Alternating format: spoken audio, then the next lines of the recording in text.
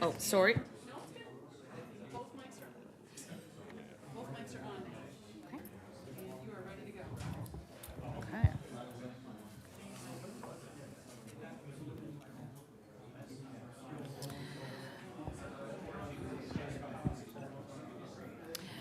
Good evening and welcome to the Council Advisory Committee CAC meeting of June 10th, 2024. I would like to begin by recognizing that the land upon which we work, live, and gather is the traditional and ancestral homeland of the Mi'kmaq people. As settlers, our relationship with the Innu is based on the peace and friendship treaties initially signed between the Mi'kmaq Nation and the Crown.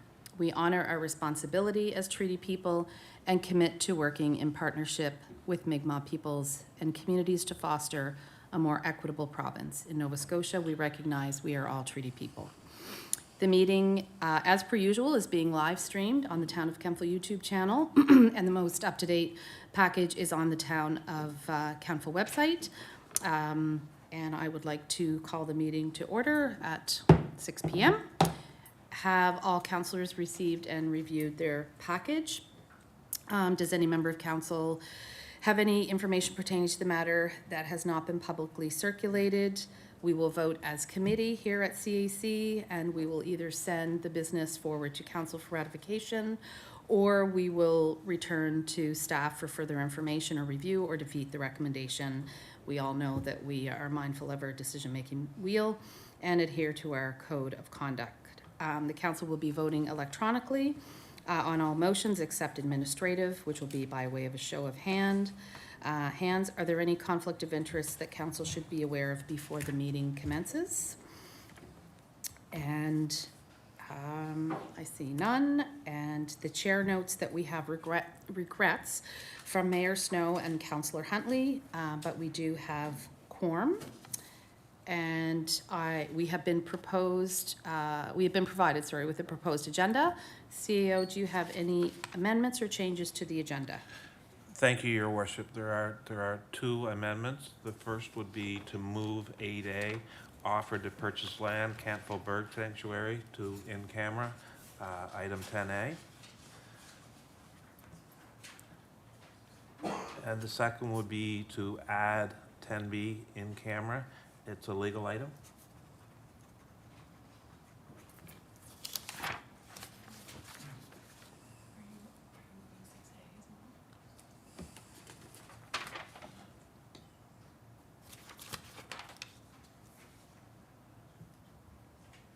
And we should move, thank you, Deputy Clerk. Yes. We should move 6A Racket Center land offer to in camera 10C. Are there any further additions or deletions to the agenda as circulated?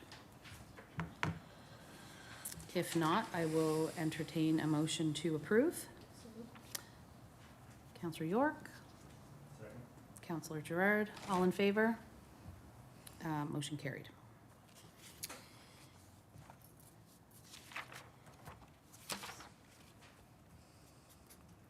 So we have the minutes that were circulated from May the 13th, Council Advisory Committee. They've been circulated for approval. Any changes to the minutes as they were circulated? Could I have a motion to approve the minutes as circulated? Councillor York. Second. Councillor Zabian, all in favor? Motion carried. And we will go into presentations. You will have 10 minutes for your presentation. And first on the agenda this evening, we have Paul Morgan from the Racket Center.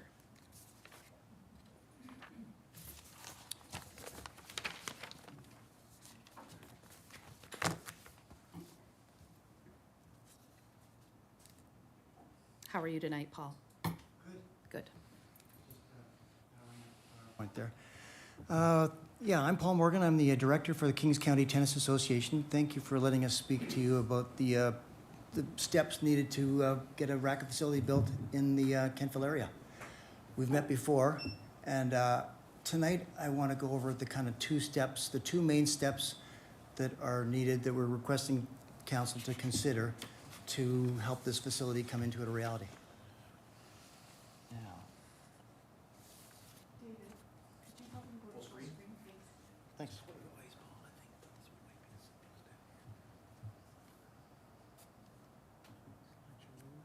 You should just use the left and right. Okay. There we go. I wrote it down already. Thank you for supporting our efforts so far. And as the PowerPoint says, you know, there's strong support for this facility in all sort of the villages around here, the MLA, the MP, Tennis Canada, Tennis Nova Scotia, the pickleball, you know, group around here. So I think it'd be a tremendous asset. And everybody has shown support for it. So here we are with at the Kentville Town Council, just going through a couple steps that would make it happen. As I outlined, we've got design plans, we've got some bids. The building could start in sort of 6 months to 12 months, but it hinges on a site and some funding. The funding is mostly coming from other sources. When I spoke to John Lohr, our MLA, he said, we said to him, would you be willing to put up 30% of the cost? And he said, no, 40%. He said he wants to put 40% up, and he said if I put 40% up, he will get the MP more likely to get 40% up. But he said it hinges on it hinges on really Kentville Town Council helping get the ball rolling by a grant, first of all. He said the steps that it takes are a site, which I'll talk about in a minute, and the second thing is a grant that he can take that money from, say, Kentville Town Council and say he uses it as leverage to go to the cabinet and say to them, to the legislature, and say, Kentville Town Council has given up some money, we need to support them. And then once that happens, it goes to the MP, and the MP says, the province is giving money to this, we need to support them too. So he said that's just how these things happen. We're one among many projects that's happened in that manner.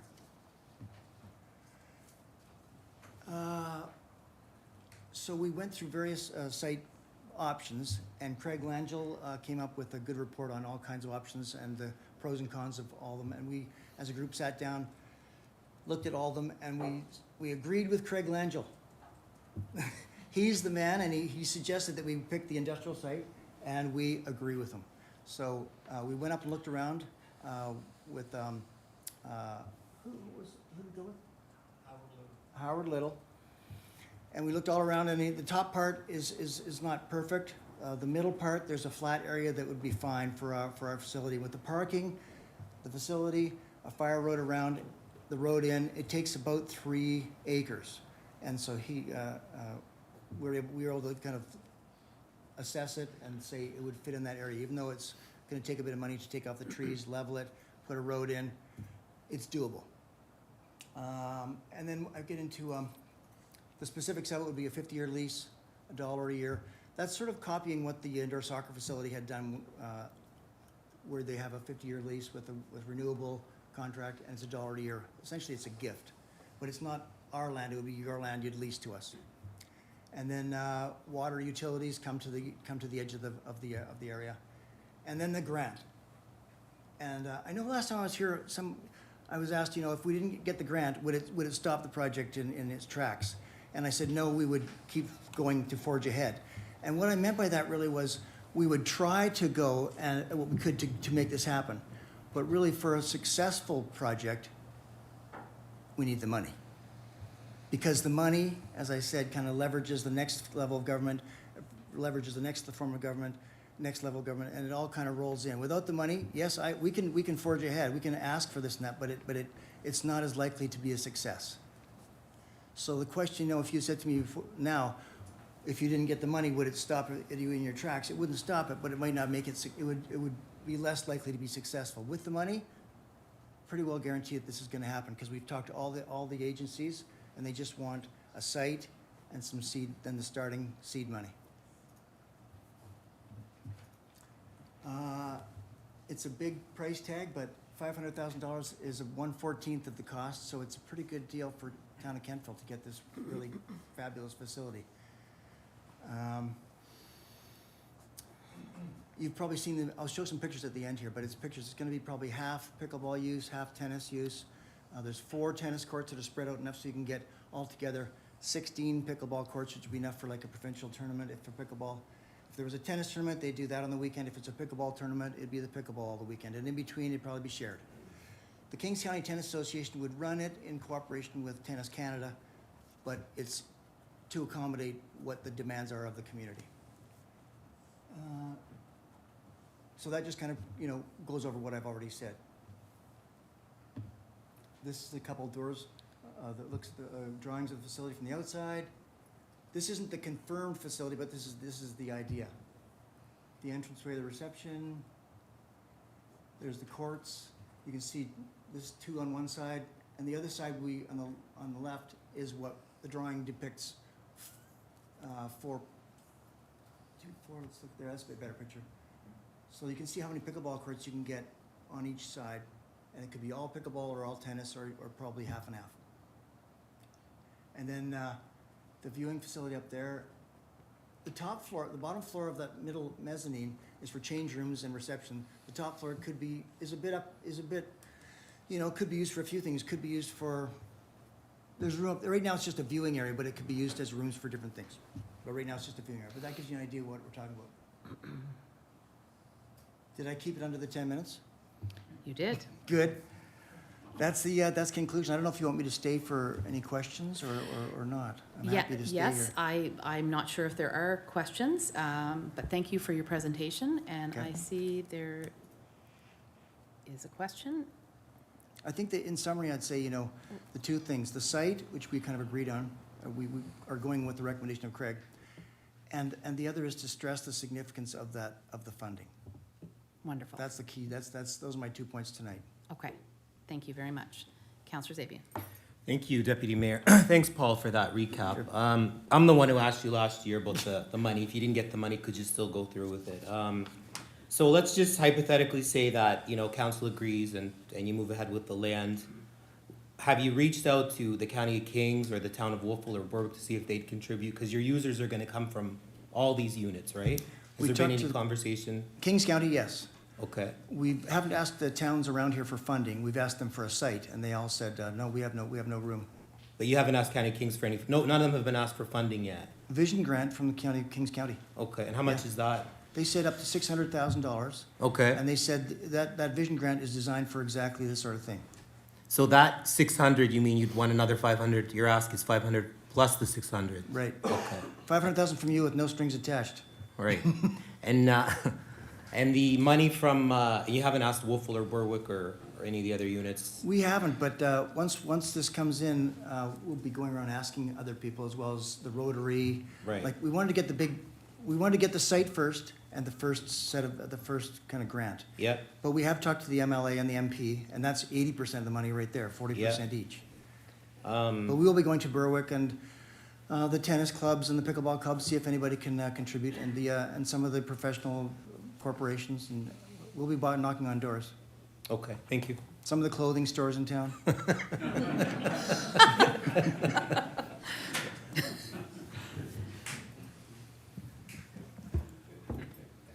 Councillor York. Thank you. I love the gumption from your group. You are obviously out and hustling for that cash. I'm wondering if you have anything in writing from any of those groups that you've spoken with. It's an election year, so promises are often made, but maybe if they're made on paper, it might make a group of people feel a little bit more confident or comfortable with money. The promise that we've had so far is from Tennis Canada. Okay. And they said, Yeah. if there's a site, and if, there's a few ifs, like they don't just say yes. Of course. They say they want to look at our organization, Mhm. they want to look at the budget, they want to look at the facility, they want to make sure it's going to work. Absolutely. But they worked with us, and then it was all ready to go, but there was no site. And they Right. said, okay, we'll take you off the list we were shortlisted for this last year, and the deadline was February, and they said that, okay, February's passed, we'll keep in mind for next year, show us the criteria. Right. As far as writing from the MP, like something in writing from John and Cody, no. Okay. But, I mean, I meet with John every week. Like, I see him 3 times a week, 2 to 3 times a week, and he has said that he can only go to cabinet and ask. Absolutely. But he said, you know, it's likely that this would go through. Okay, But he didn't say anything in writing, or didn't put anything down yet in writing. okay. Thank you. The other writing is all the support letters, I think, that Yes, I've given you in the before. package that we've received From all the before. towns Yep. around here, they support it, but not like with money. Right, But we'll come and ask them for a bit later on. perfect. But the big checks are coming from the province and the federal government. Okay. The other thing you said was election year's coming up, so this is a perfect time to do it, because, you know, they want to show the citizens that they're for the citizens, and so they want to, the project like this this is a good time to do it. Perfect, thank you. Councillor Maxwell. Thank you, and thank you, Paul, for doing this presentation, and thank you for supporting the director's recommendation. However,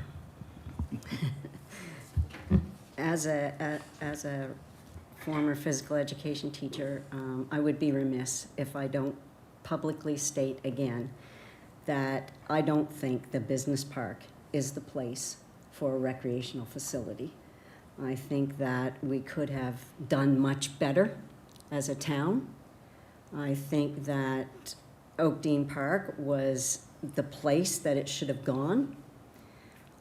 The business park to me is not an accessible location. You must drive there. You're not gonna see children going up to watch pickleball games or anything like that up into the business park. And we're also not going to see places where, if camps are run at this facility, that the children can get out and play anywhere in a business park on a break. And so, for whatever reason, that this town has decided once again to turn their back on the north end, I have to state that I am very, very unhappy about that. But thank you for taking the path of least resistance. Thank You're you. welcome. I think down the road, it may be that the industrial park opens up more, like if the facility up there is, I think there's 7.5 acres of usable land up there, is that about it? Yeah. 8.7 acres. There's a holding pond for runoff of water that can't be used for anything, so that's not part of the 10.5 acres. But I think, you know, in the next 5 or 10 years, it may be that there's housing going up there, and it may be more like a park. Right now, it seems a little out of the way, but it may be more in the middle of things as time goes on. Councillor Sabian. Thank you, Deputy Mayor. And sorry, Paul, I got two more quick questions. Do you have I don't think you brought it last year, do you have an operational budget or some kind of document you could show council, maybe just how you're gonna run this on an annual?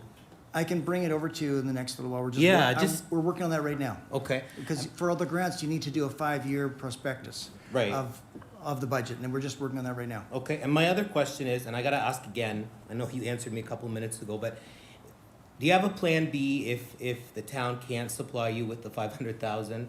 I know you said it would be difficult and it may not go the full force.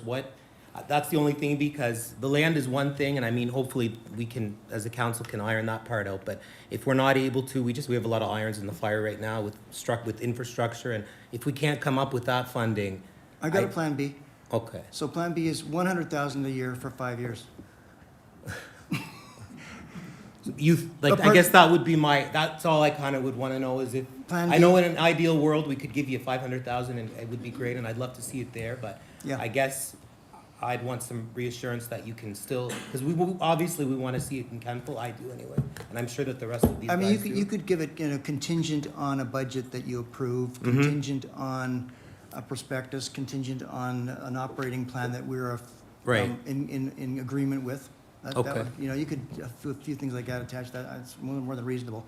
If you still didn't come up with any money, we would probably go back to John Law and say, they didn't come up with any money. You go, oh darn, well, it's gonna be tough to go to cabinet, but I'll do what I can. Okay, all Because he's right. on board, Yeah. and the MP's on board, so we'd go, but but it would be more difficult. And he Okay. said, it's almost a guarantee, if money comes from here, it'll roll. Okay. Doesn't come from here, not as likely. He'll just have to work a little harder, right? But I think we should Yeah. I think it's something that you should chip in on. I mean, I think it's, Craig Langell might owe me a case of beer, because I'm gonna, if we're not doing this, who's gonna do it next year? Craig, get that racket center going, you know? So we're doing a favor for Craig, because but you could give us a case of beer as a grateful, donation to our cause. Okay, thank you very much. Paul, I'll just make a couple of comments. I always hesitate to make comments from the chair, but it's dovetails a little bit on what Councillor Zabian said, and my questions were more around with the operating budget and what that looked like, what your contingencies look like, if you've looked at what your hard costs are, your soft costs, what your forecast for the next 5 years Yeah, looks why don't I like. bring that over to you in the next week? Yeah, I feel like there was some sort of a sample of that, maybe with some of the initial presentations, but maybe just something a little bit firmer. Yeah, I can drop that off to you in the next week. Okay. We're doing it with Brad Lawler, who's run the ATC, because he knows the money going in and out of the ATC. And so he's going to help us. He's helping us right now kind of work through what it would be for our place. Okay, that's great. CEO, did you want to comment? So I would dovetail on what Councillor Zabian had said. Normally something that would be considered a regional facility, which it appears from the letters of support this would be, you would be looking for support from the other neighboring municipalities to one tone or another. So that would be my only comment. And sending it back? And sending it back? Yeah, I mean, this wouldn't be something where administration would be in a position to make a recommendation tonight. No. We wouldn't own the facility, so it's operational budget that would be impacted. And there's also some questions as to whether, regardless of whether we gave a grant of $100,000 a year for 5 years, it would be considered for auditing purposes a $500,000 grant in the current year. So those are all discussions administration will have to have around the table before they would be prepared to come back to council and speak on it. Great. If I could speak to that, I think your $500,000 would be, the impetus for the other towns to give as well. If you didn't give, they would say, you're going to put in Kentville, they're not giving, why should Wolfville give? But if you give, it's more likely that we can get money from the other surrounding places. Go ahead, CEO. Again, I don't disagree with you. It is just whether those discussions would happen up front to have a cost-sharing formula or not. When we're looking at a potential regional rec facility and the municipalities are having discussions, part of the discussions are what the funding formula would look like, not if municipality X provides a donation of Y, then we'll consider giving the donation. So that's my only concern on Kentville making an offer of $500,000 and then discussions happening with neighboring municipalities. But again, I would want to talk to the administrative team around the table before we would make any recommendation. Okay, great. If I could speak to that again, I see if the more hesitancy there is to get consensus by other people as opposed to being an example, I think the longer it takes to get this done and the more uncertainty it has that it will ever happen. Sure, understandable. I think what the CEO is saying, it's something that does need to go back to administration and have some further discussions around it. So thank you for your presentation. Thanks. Thanks so much. Thank you, Council. Next up, we have Lisa Rose from the Annapolis Valley Frugal Moms.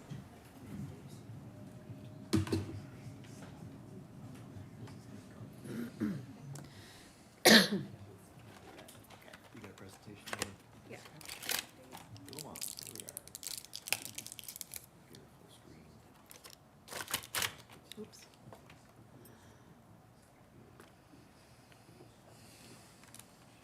Should be it, I think, the, the keys should get through and adjust right there. That table's fire up. Hi, guys. Thank you guys so much for having me again to give you a recap of what we were able to accomplish last year. For those of you that don't know much about Frugal Moms, it was created 14 years ago. I had gotten sick and had to go off work and didn't know how I was going to support my family. I was a teen mom that worked really hard to get off the system and was afraid of what that life would look like for my children. And so began Frugal Moms. We learned how to coupon and started getting paid to leave grocery stores and said, hey, we want to share this. And now we've evolved to almost 15,000 followers. And we have multiple areas throughout Windsor to Digby where people can come and get things that they need. So that's kind of a synopsis of how things work, or how we started, was about couponing. So last year alone, guys, our hampers for Christmas, when I first started 14 years ago, I did 20. I am now doing 300 to 600 Christmas hampers. So we do 2 different styles of hampers. I'm not sure if you guys have noticed. We do something for families, so it includes the Christmas dinner. It includes the turkey, all the vegetables, and toys for the kids. We do what we call an angel tree, and people amongst the valley, we post it on Frugal Mom's main page, and people choose what family meets around their grandchildren's age or their children's age, and then they sponsor those children. The other half is seniors. I worked for VON for 10 years. I went into many houses where seniors did not go out for Christmas because it was too much of a hassle to take mom out. So we make sure that they get a stocking, they get toiletries, as well as a chicken meal, because a turkey sometimes is hard to lift out of an oven for a senior. So we have collaborated with many organizations over the last year. We've worked with Three Rivers, which is a community center out in Torbrook. We use that location to build hampers as well as clothing giveaways. We stopped doing the clothing all throughout the summer. My team was getting exhausted being in 32-degree heat, sorting clothes all day, and then coming out and finding all the clothes tore off the hangers and have to redo it.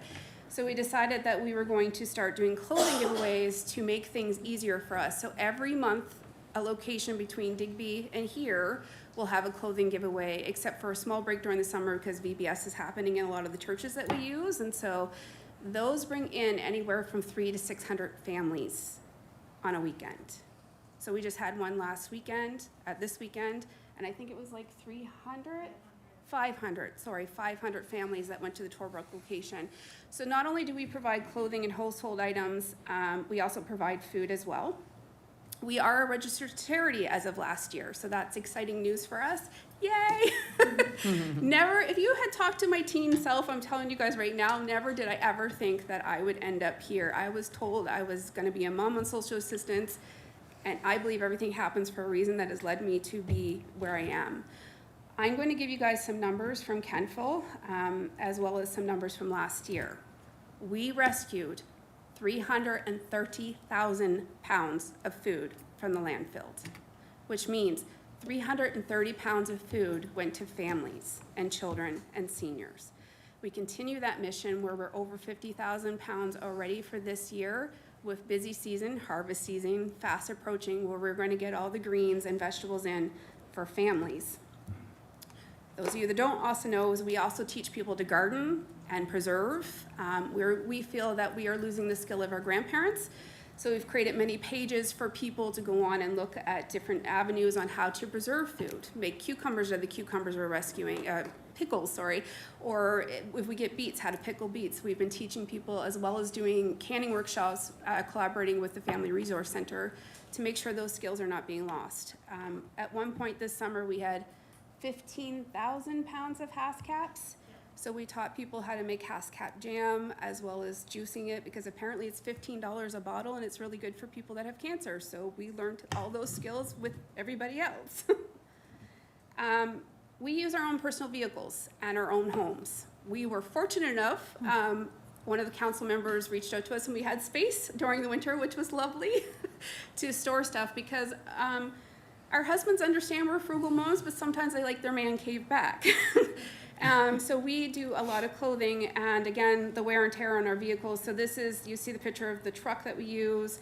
We use our front lawns to put produce out. We've grown since then. We have buildings with, we've taken our sheds, Melinda has. They have 3 or 4 freezers and 2 fridges in there currently. It's our own power bill. Whatever comes in free goes out free. So there are months, especially like right now, where my rainy day savings is what keeps Frugal Moms going, because this is my passion project. I have a passion to feed people and make people have a better life. And so we just continue on trying to make that happen for people. So there's the 350,000 pounds. We very much want to show you some of the, or talk about the numbers in Kentville, because this is where we're at. And Kentville is where I started this. So on any given night, Melinda just gave me the list, sorry. Melinda is with me. She is our fundraising girl, as well as one of the locations in Kentville. It's up on North Elton. North Elton, yes.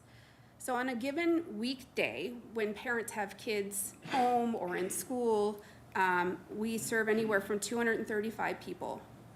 When we purchase protein from a reputable source, we buy pallets of meat for about $300. We ask for a $2 donation only because the gas to have all the cars come from Digby, Torbrook, the ice to keep everything proper temperature, and just the cost of the pallet of meat.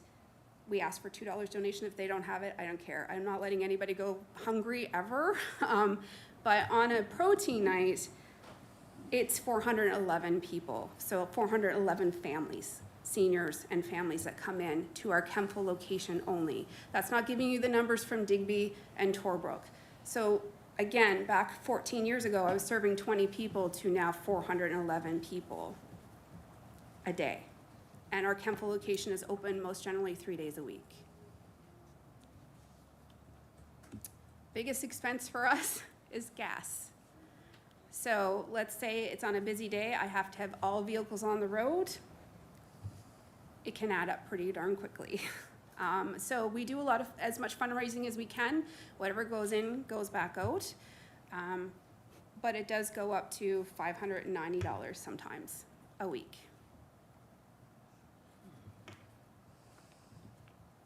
And that just shows you some of the kilometers. That's actually my car in one day of traveling. So you guys have an idea of what that looks like.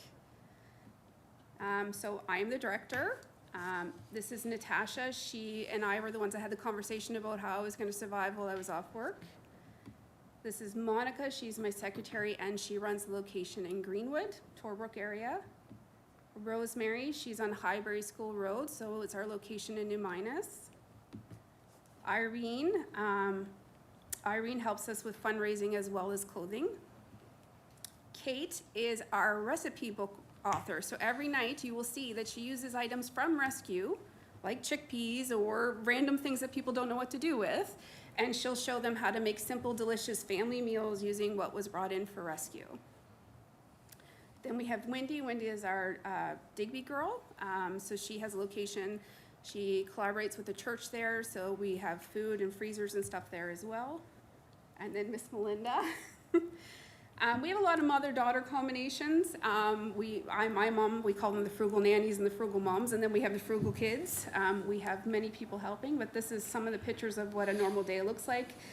You can see that our cars are literally to the ceiling. I've literally opened my sunroof and dived cucumbers in to make sure every cucumber could make it to Digby. We try to do the best we can because we want to get that food out to people. And it's very important, especially these times. We are teaching them how to garden and preserve as much as we can because that's that missing piece, you know? We live in a place where we only have a short season of growing, and how to preserve that food and try to get those skills of our grandparents. I always say, especially in this time, I go to my grandmother, she's 94, God love her, lives on her own, no support. And she'll always ask every summer for green tomatoes to make green chow. I'm like, if she's 94 and still wants to make green chow, I'm gonna make sure she has the tomatoes to do it. So she has survived the Great Depression, and her and I've had lots of conversations around money. My grandfather made 50 cents an hour, and they saved as much as they possibly could, and when they thought I had $1,000 in the bank, they thought they were gonna retire well. Well, $1,000 doesn't get you through 2 weeks sometimes around in today's living. So I think it's really important to tap into those are Frugal nannies there, tap into the skills of our grandparents and, I guess I have accomplishments on here, and try to learn those skills again and teach those to the next generation. I have children that are 20 that think canned food is kind of weird and, ew, Mom, I don't know if I want that, to now they're starting to understand that the salsa that I made is just even better than what you get in the store because it's going to taste like that fresh tomato during the summer. So yes, I was nominated twice now for Women of Excellency. I won Volunteer of the Year for Kings County a couple years ago, and every day is just a blessing. Again, if I could talk to that teen self of me telling that I was never going to be anything, to knowing that I'm making sure families have food every day with my team. And for those of you that didn't do the count, it is 15 of us that do this. That's it. There's 15 moms boots to the ground that are helping these families every day. Do you guys have any questions for me? Thank you. Thanks so much, Lisa. Council, do you have any questions? Councillor York. Just a quick comment. I work at the cafeteria at the KCA school, so I know that on any given day, we're feeding 10 to 20% of our student population with equity meals. We can easily extrapolate that out to represent the town at about 600-ish people. So your numbers, while absolutely heartbreaking, they're not surprising. And I want to thank you and your 15-member team for seeing a need and so rapidly filling a need and doing it while preserving the dignity of the people who are availing themselves of your services. So thank you. It's not easy work. It's vital work, unfortunately, but just know that you're seen and appreciated and so valued. Thank you. Thank you. The one thing I did forget to mention is we started a project this winter on helping homeless. I'm sure you guys seen the bags around town that we had left that said we're not lost. So that's a new project we took on this winter. I really go where God, the universe, whatever you're comfortable calling, calls me to, and that's where I jump in. So. Thanks very much, Lisa. I don't see any other questions. I just wanted to say thank you on behalf of council and for your presentation. You clearly have a passion and you clearly have a vision, and thank you for everything that you do in giving back. It's precious and it's needed, to Councillor York's point. So Thank you guys so much. thank you again. Thank you. Thank you. All right. Next on the agenda, we have Chain Lakes Wilderness Area.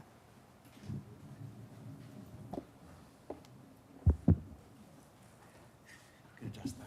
Do you have a presentation on it? Yes. Wilderness? Yep. So Alan I'm Warner. Alan Warner. This You, is Alan. Soren Bonder Nielsen. He's the president of the association. Great. We're going to share, just so the two of us go. Yeah. You can start. Full screen? You have to. Oh, Yeah, over here is the screen. right. Can you get that? Where's Down my? bottom here Yeah. for the slide. I'm just click. There we go. Ooh, what's that? Oops. That's weird. Oh, wow. Anyways, That's about the organization. You know it. thanks so much for accepting our request to give a presentation. We are basically here to seek a letter of support for our proposal for Chain Lakes Wilderness area in Kings County. We've been going around to various municipalities, the municipality of Kings, to ATV groups, to snowmobilers, to the hunters, etc., seeking support, and so far we've gotten support from everybody. So I'm the president of the Departmental Naturalist Society. Name is Soren Bonder Nielsen, as Alan mentioned. I want to just very quickly introduce the Departmental Naturalist Society. We celebrated 50 years this year, so we've been around for a long time. We are kind of, we cover Kings County, but we are centered in Wolfville. We have 240 paid members, and we have a huge following when it comes to Facebook and emails that we send out, etc. So the Departmental Naturalist Society used to be basically a group of naturalists who like to go out and look at birds and plants and whatnot. But a number of years ago, we decided that we really needed to be activists in this day and age. So we have started to do that, and the Chain Lakes Wilderness proposal that we have submitted to the Department of Environment and Climate Change is basically that, where we're seeking support, or where we're asking them to designate an area in Kings County as a protected area. So the Nova Scotia Environmental and Goals and Climate Change Reduction Act stipulates that by 2030, 20% of the province needs to be protected in protected areas. Currently, it's about 15% or so.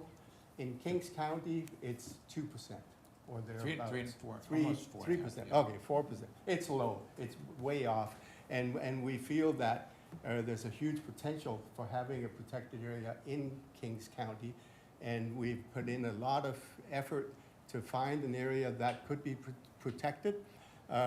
We can only seek Crown land, of course, and in the southwestern part of Kings County is where there is enough Crown land that is still, let's say, quasi-pristine, basically all of Nova Scotia has been cut over at some point in the last 400 years.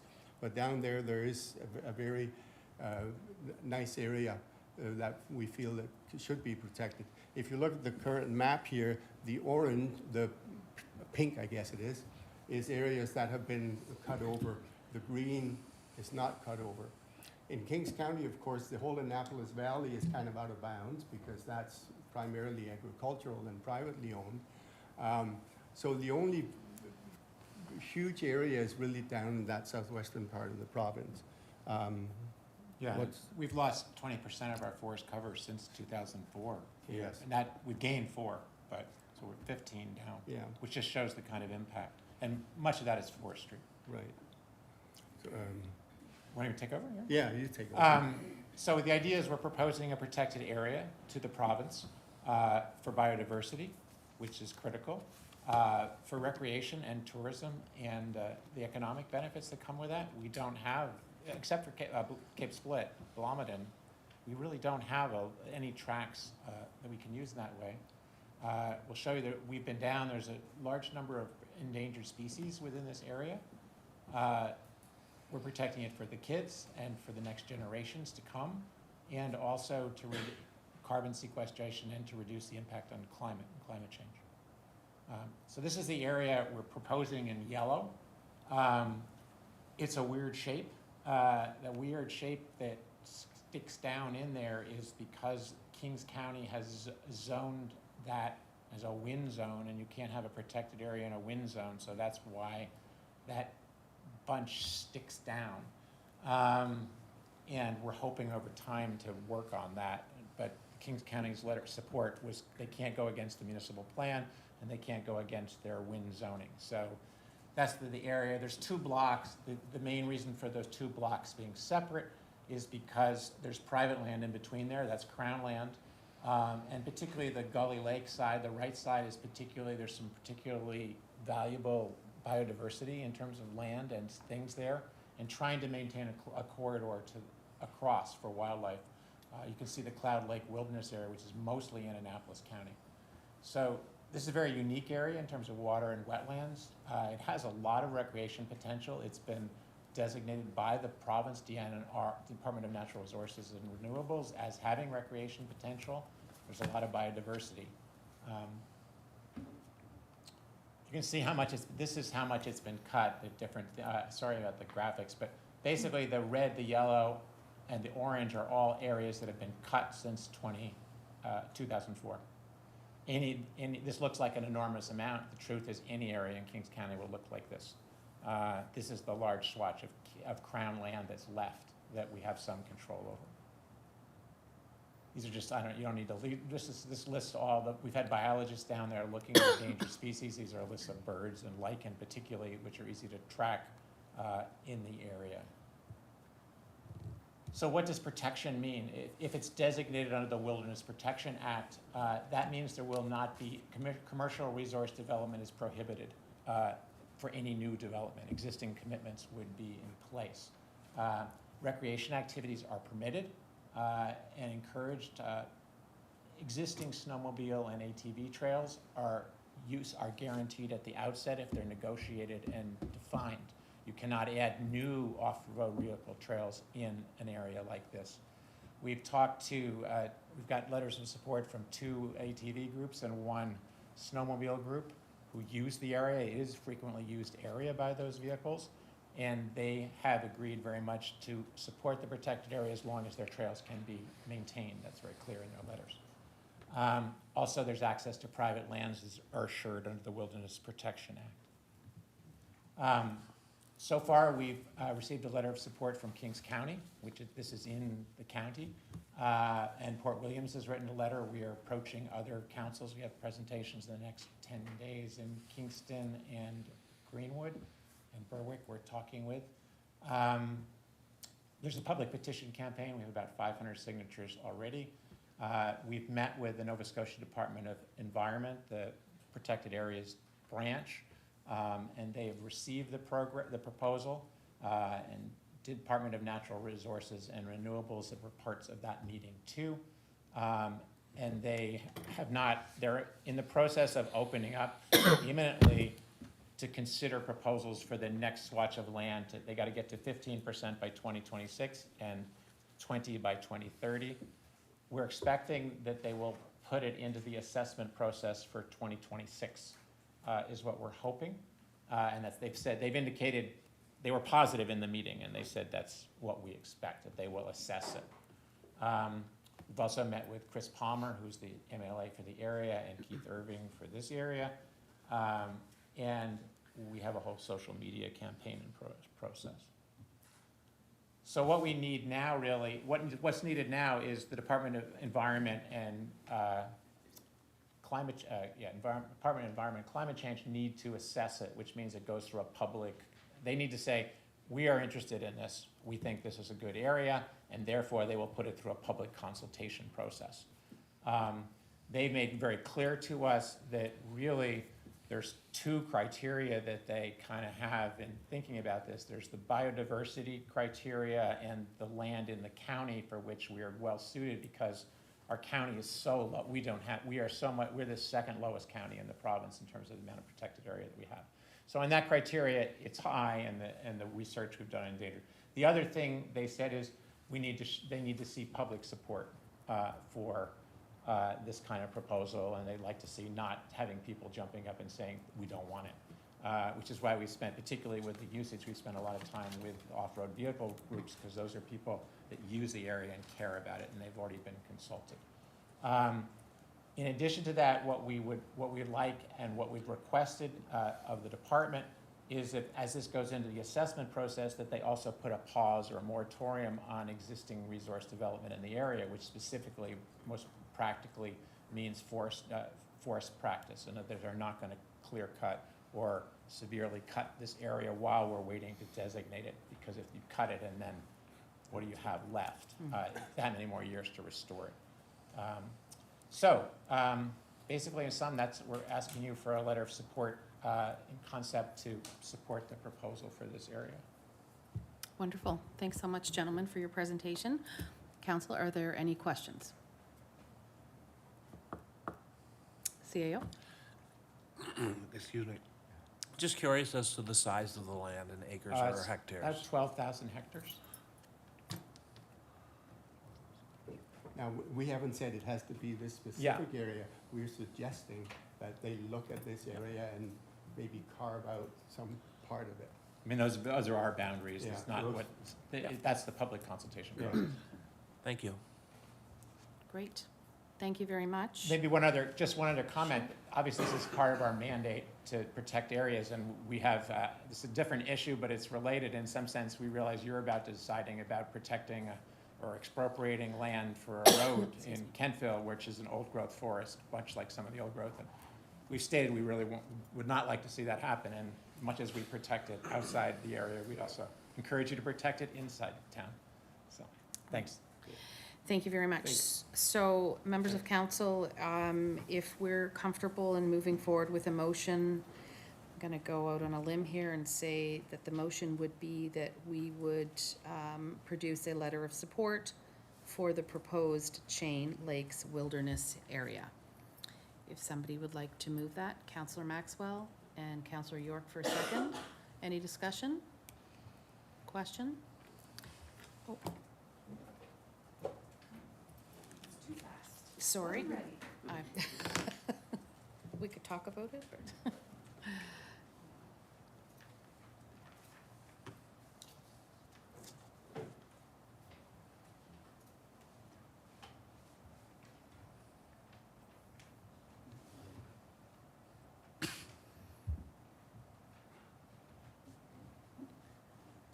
Or do you want me to repeat the motion again?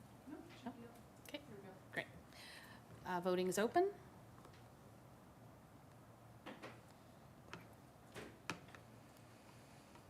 And voting is closed, and the motion is carried. Thank you very much. Thank you very much. Yes, thank you very much, gentlemen. We appreciate it. Appreciate all the presentations. So now we move into directors, and they have provided the reports for us this evening. And I will turn it over to CAO Phillips, CAO Lawrence, oh my goodness, to introduce the directors and Thank you, their Mayor Snow, I reports. appreciate that. Oh my goodness, sorry. Director Matthews will present the finance report. Goodness. I'm going way back here. Okay. Director Matthews. Good evening, everyone. My report was fairly short this month, but you may have noticed in the operations section, I highlighted some of the significant level of activity happening within finance and IT over this month. They just haven't all fully culminated in the end results, so you'll be seeing those end results coming over the next month or so. Wanted to share that Kent and Duffett, who are engaged as our auditors this year, did start their field work on June 4th. We expect it to conclude the 21st, and then the wrap-up will happen with Audit Committee in July.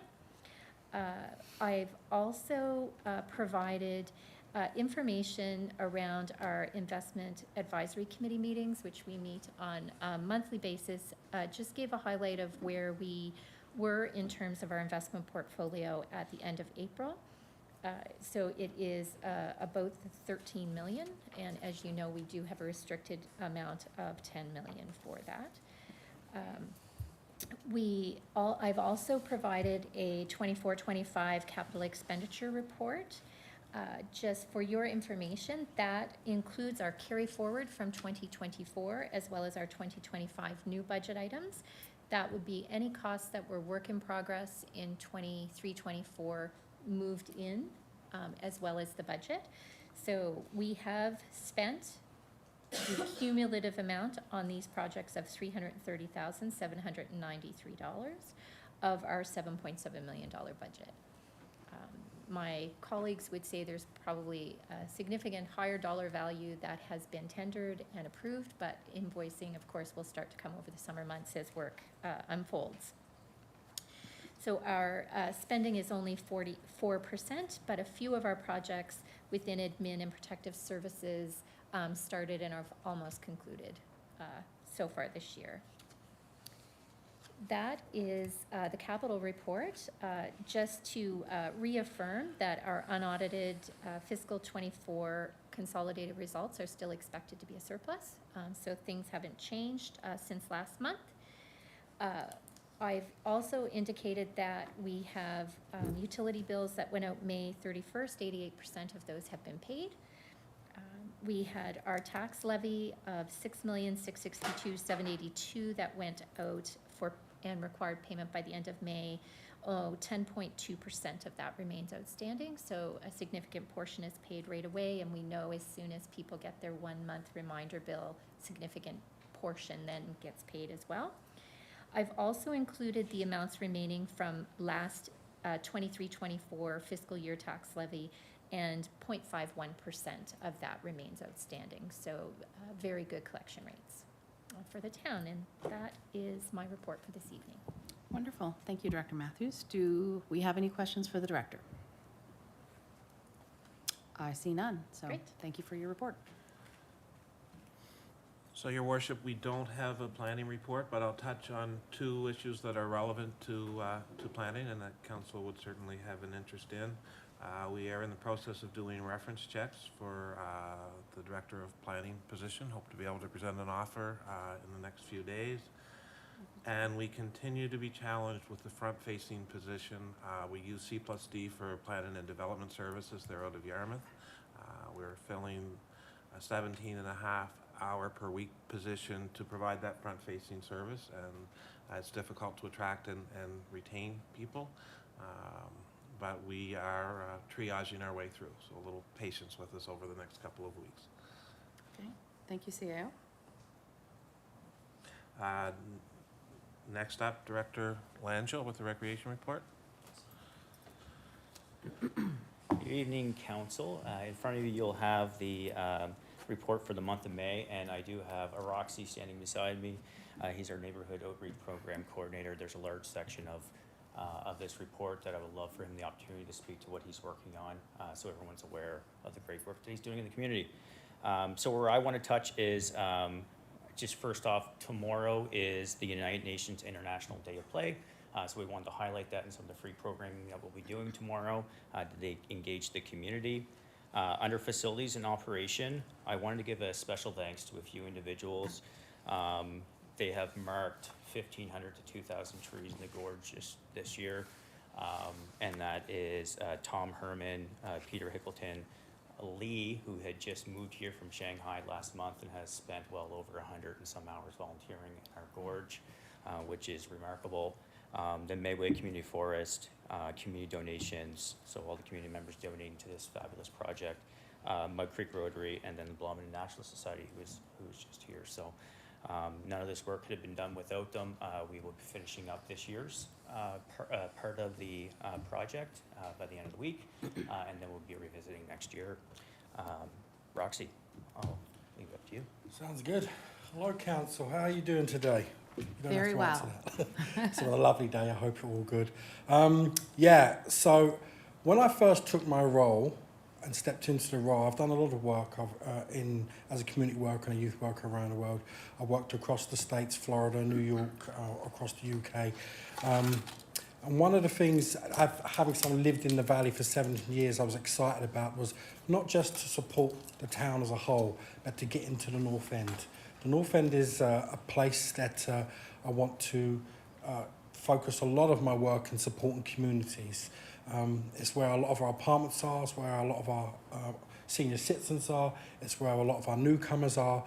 So the important thing about my role is about getting out there and building a sense of community, re-establishing connections lost and moving those forward. So there's a lot of little things that I've got going on, but one of the big things that I'm really excited about is the Oakdean Park Community Gardens and the Oakdean Park Community Garden Group. I'm really proud of that project and the community up there. And so I wanted to talk to you a little bit about that, and I've seen some councillors out that way talking and asking questions, which is really wonderful. So the Oakdean Park Garden Group, they're a wonderful group of volunteers that realise a need to get back out, to grow food, and also to create an experience up in Oakdean Park. One of the things that I'm trying to do is reimagine what Oakdean Park could be. As a cultural and as an art centre for the town. I love the fact that Memorial Park is our activity, our sporting kind of area, but I want to look at what the vision is for Oakdean Park and talking to community, asking questions and looking at what it can be. It's a place where I feel we can focus a lot of support for our communities, for our newcomers. We're an expanding town. We're one of the fastest growing towns in the province, and I love the fact that we are rising to meet the needs of our newcomers that come here, to support our African Nova Scotian, our First Nations, our Indigenous and our racialised communities, which are all up around the North End. So one of the things about the garden group is bringing folks together and sharing an experience. We've achieved so much in a little time. They've got their own website, they've got their own Facebook group with 156 members. They were a little bit disappointed because they thought 156 members meant 156 people in the garden helping out. So I had to explain a little bit of how Facebook works and then it's a window. But they're a wonderful group of people. And so we're looking at getting to a point where we can have a greenhouse where we can start growing food for the community, starter plants. We can have lots of workshops down there. We've spent time working to make the garden more accessible. It's slowly coming. There's a saying I go by, which is slowly, slowly, catchy monkey. It takes time. Monkeys are clever, they're fast. So we're working slowly to bring the garden to where it needs, so it's accessible for all and it's diverse. So we are calling out for diverse communities to come and join and become new growing members. The other thing I'd like to take this opportunity to do is thank a few people, make a public recognition of that. I'd like to thank NSCC, King's Tech College. They donated a 18-foot by 8 bridge to Oakdean Park, so the senior citizens complex were able to have access to the park As senior citizens are coming down the hill, there's various range of mobility issues which make it hard for them to access the park. So that bridge was a game changer. I'd also love to thank Public Works. They, moved heaven and hell and mountains to make that happen. We have a very lot of thankful and grateful people that can access the park now, which is fantastic. And there are a number of other volunteers out there that have been helping. The VCLA have been helping to donate seeds, to donate time. NSCC donated a whole bunch of plants, seeds, and a lot of the volunteers were citizens that came out and helped rebuild the planters, which were 10 inches high, which are now up to 31 inches to make them accessible. So folks have come out, they've cut wood, they've dug, and they've dealt with the bugs, and they've really made Oakland Park, at least the gardening section, the community gardens, a really lovely spot to be. And like I said, it's not just about growing food, it's not just about tackling food insecurity, but it's about creating an experience in that park for our citizens and for our visitors. And more importantly, it's about changing the narrative. It's about changing what the people feel about the park, especially after dark. So seeing great things happening, and I invite you all to come down. I'm hoping the Oakland Park Garden Group will present to you in the near future to tell you themselves about this experience, what it means to them. So I think that's all I've got. But thank you for listening. Thank you. Any questions? Yeah, questions? Thanks, Roxy. Nice to see you at the podium. Are there any questions for either Director Langell or Roxy? Councillor Maxwell. Thank you. I'm just wondering, Director Langell, if we have a proposed opening date for the pool. It's July 1st. And I noticed some people working down there. Is, everything going well so far, or? At the pool? Yes, like, I will say that the pool is in rough shape, and the staff are doing the best they can to keep it operating for this year. It's a very old and well-used facility, but staff have, I will say, done an incredible job, our supervisor and the park staff, to keep it up and going. we had done a lot of work on accessible washrooms, change rooms, and I think at one point there was a new filtration system put in as well. Where are the issues with the pool? Is it under the pool, or where are the issues there? So the actual foundation of the pool, there's cracking. On top of the deck, there's cracking. But we have scoping that's going to be taking place to hopefully figure out where the issues are within the piping within the next week and a half. Okay. So once the water's in there, they get the scoping done.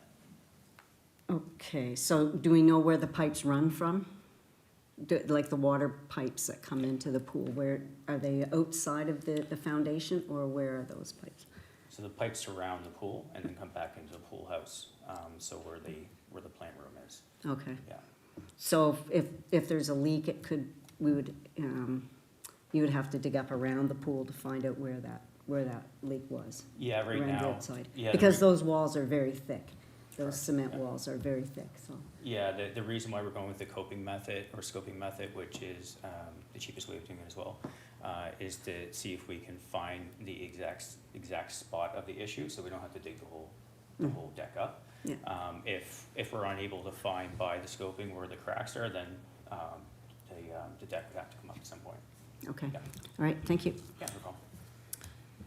Thank you very much. Any other questions? I don't see any other ones. And then I think, Director Langell, we have you with 2 more items. Yes. Let's see. Thank you, Roxy. The next item is the Rotary gazebo. So this is by the Rotary Club of Kentville. I've been working with the club since December 2022 on a potential 100-year anniversary project that would take place in our community. They have come forward with a 600 square foot gazebo to be hopefully placed near the recreation hub. And the gazebo would be used as a space for cultural events, music, entertainment, and it would be facing soccer fields and the playground. So we're sending this in to council for acceptance and then to follow up with a report in July. Okay, great, thank you very much. I do have wording here for a motion, but does any of council have any questions for Director Langell with regards to the Rotary gazebo? Okay, I don't see any. Oh, Councillor Maxwell? Oh, just one Thank you. second. Yeah, go ahead. Is this something that KCA would use quite a bit? We're putting it into their playground area, so I'm wondering, did they request a gazebo there, or why was that site chosen? What? Yeah, so during the discussions, I spoke with the Rotary Club in regards to Burger Hill, both Oakdean Park and the skate park. It was felt by the club that the ideal space for being seen visually would be at that location, and it could serve a purpose for accessibility, being located right directly beside the parking lot and beside the Rec Hub. So the KCA is aware of the gazebo. I wouldn't say it was an ask on their behalf, because they do have a similar structure, which is on the near the other side of soccer field. So. Is there a plan for it? Like, we're gonna do outdoor concerts, or what's gonna happen with the gazebo? Yeah, we would build it into our community events plan in the future. It can be utilized for minor soccer, as they host a lot of events and activities down there as well. It's really dependent on if council approves it, and if it does get approved, then we'll look at how we can incorporate it into our current structure and current programming and community events. Okay, thank you. Yeah. I'll just make a comment on that, because I am a member of the Kentville Rotary Club. I haven't been on that committee, but it's part of their centennial project and something that they just really wanted to give back to the community, so. No, I just wanted to know why that location. Yes, I think they looked at a number of different locations and thought that one might be the best, so. I will move ahead with, oh, I'm so sorry. Okay, I chimed in late. Yes, go ahead. Thank you, Deputy Mayor. Thanks, Director Langell, for that. Is there a way to know the other locations or what they were looking at? So from the town's perspective, we proposed the skate park as we were looking to build a structure. Brought forward Burger Hill and Oakdean Park. And out of all the options, their preference would be to be down by the Rec Hub. Okay, but, and I guess you can't answer this question, they would be willing to put it in any of those locations most likely, or you don't know the answer to that? I would say the preference is the Rec Hub. Okay, all right, thank you. Or next to the Rec Hub. Okay, thank you. So the motion would read that council direct the CAO to review the offer from the Kentville Rotary Club for the donation of a gazebo and return a recommendation to council at the June 24th meeting of council. If somebody would like to move that. Councillor Zabian, second, I see Councillor York. Any discussion? Question?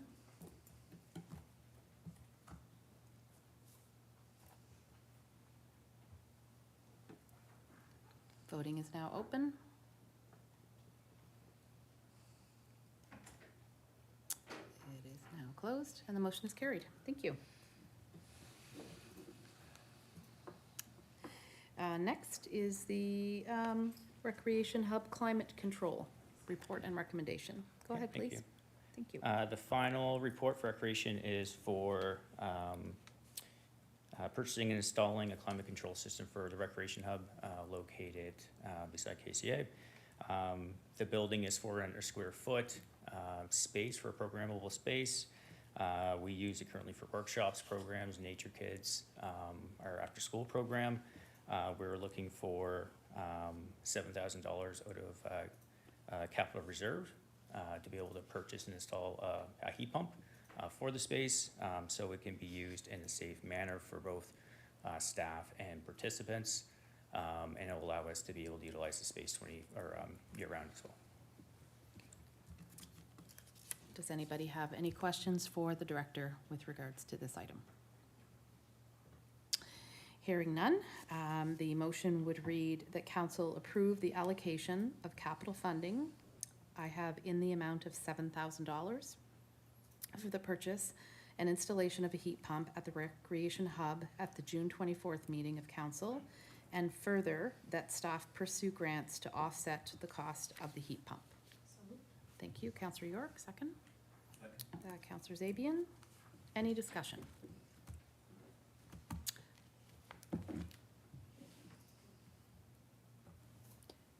Go ahead, Councillor Zabian. Thank you, Deputy Mayor. Director Langell, in the wintertime, what's the use of the rec hub? Who would use it in the wintertime or when? I know it has probably never been used in the winter because of the weather, but Yeah. what would be the use of it?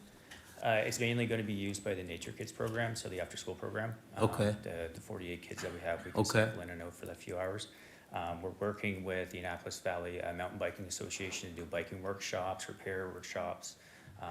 We would obviously try to work with KCA as well for any type of program that they may find useful in the space. Okay. So there's a multitude of options, and it just gives us that a small space, I might say, Yeah. 450 square foot. But it is an option for us to offer more programs to the community. And those students in that after-school program, sorry, because where do they go now? Where do you house those 48 kids? They are in the rec hub. Okay. And then we have KCA school for a backup for any extreme measures, so extreme Okay. weather. Yeah. Okay. We use one of the classrooms. So you kind of use both then, if you have 48, because you couldn't probably get 48 in that Correct. hub, Yeah, right? yeah, Okay. yeah. All right, thank you. Councillor York. Thank you. Will the washrooms also be winterized at some point? Yeah. So will they stay open for the public as well during the winter months, or maybe at the weekends, which, saying that out loud makes it much more convoluted. But will they be winterized, just end there? Yes, yeah, they're winterized. They can be used year round. This is more for the climate issues. Right. We can also review the state of when we leave that facility open and operating for the bathrooms. We can bring that back to our team as well. Okay, thanks. Great. So I will repeat the motion, just where we had some discussion, that council approve the allocation of capital funding in the amount of $7,000 for the purchase and installation of a heat pump at the Recreation Hub at the June 24th meeting of council, and further that staff pursue grants to offset the cost of a heat pump. Voting is now open.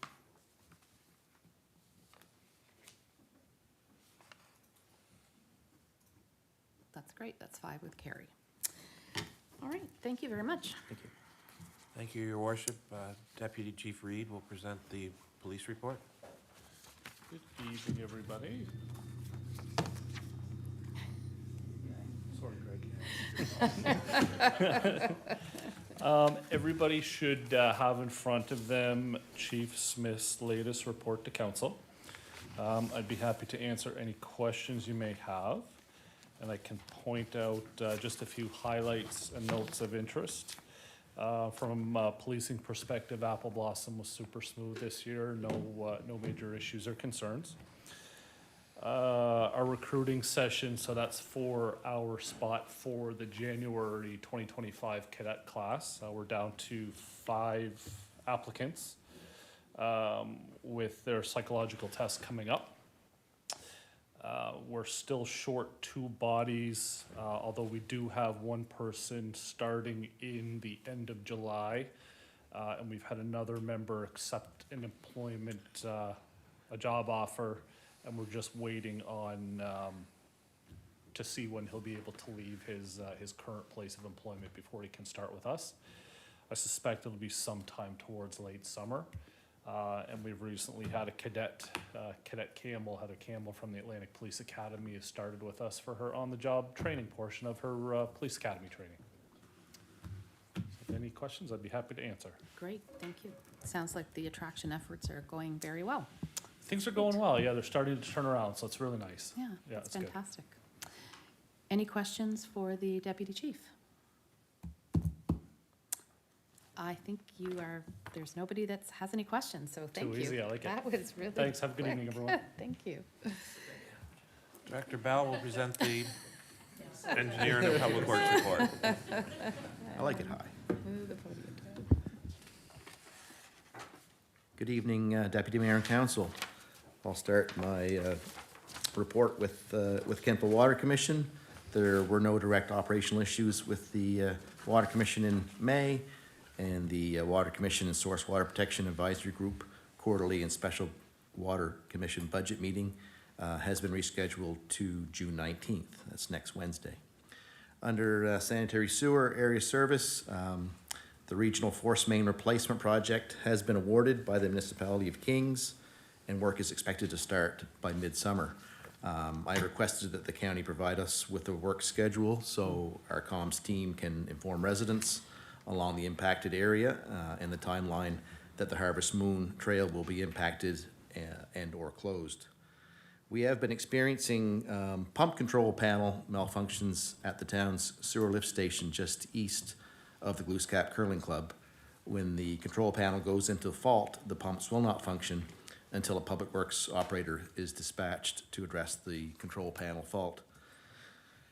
Just as a sort of a summary, we have 13 sewage lift stations throughout town, varying in age from 15 years to about 47 years old when the regional plant was built and we started pumping our wastewater in that direction.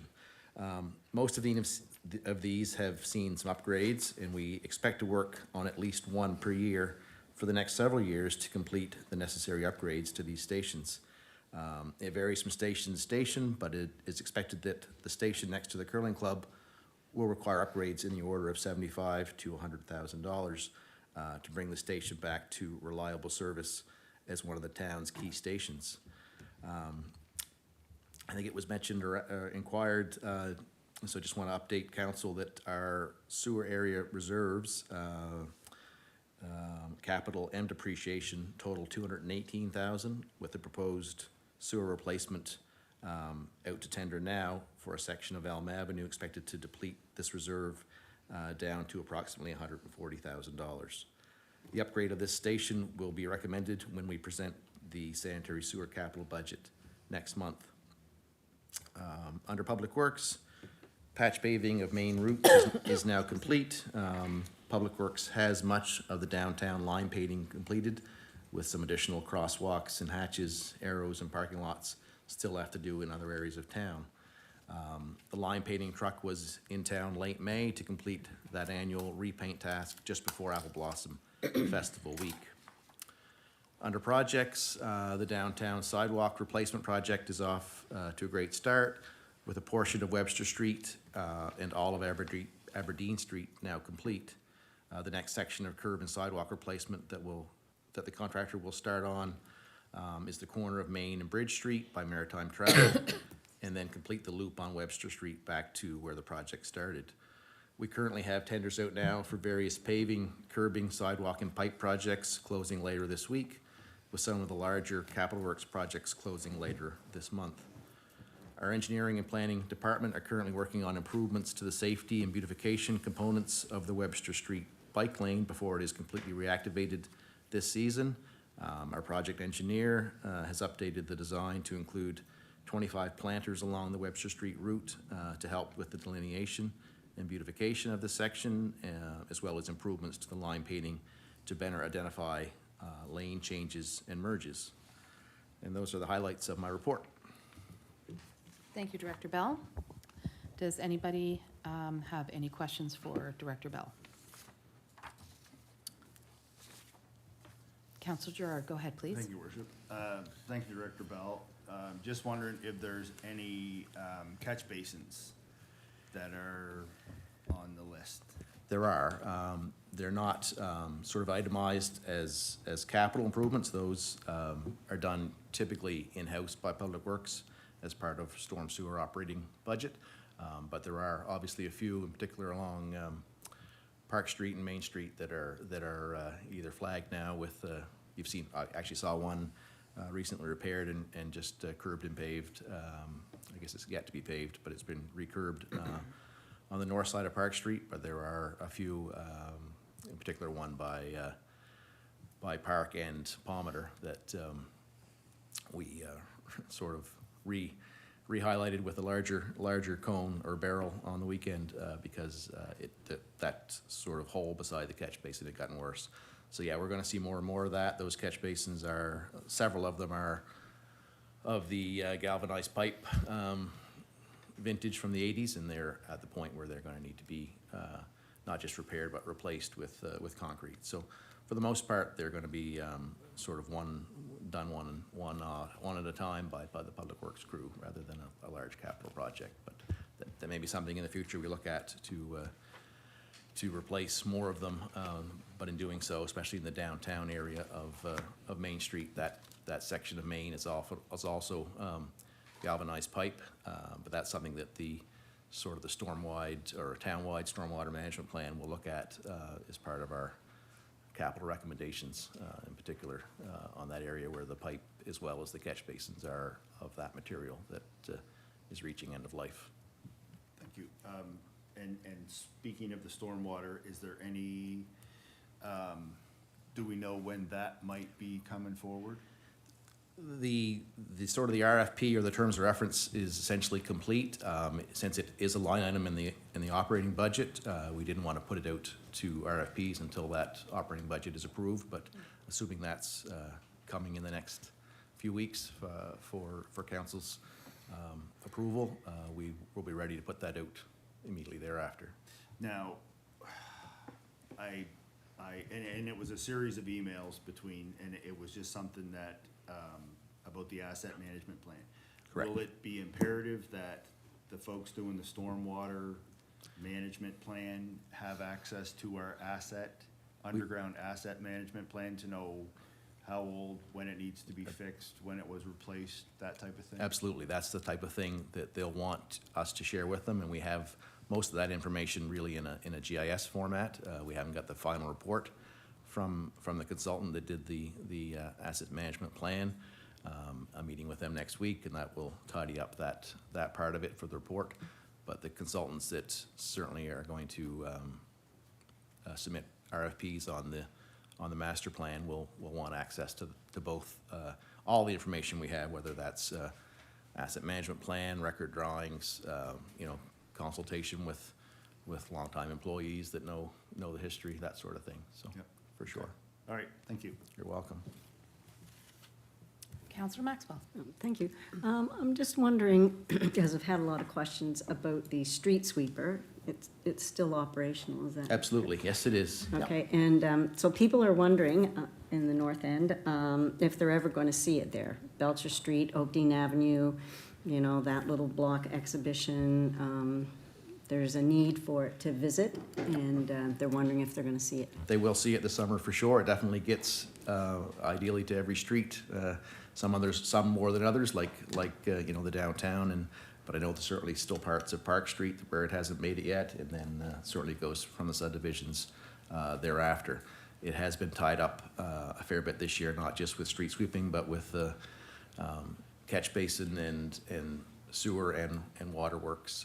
Last week alone, we had it tied up for 2 days doing 2 water service repairs in a subdivision that it's just unsafe to dig otherwise because of the direct buried power in those subdivisions, such as Palmer and Glenwood subdivisions, and that's where the street sweeper was for 2 complete days of last week alone, just doing that type of work. So it is a vital piece of equipment, and we know we're also preparing the tender documents, which I'll be speaking of, I think, in my upcoming recommendation for a replacement sweeper.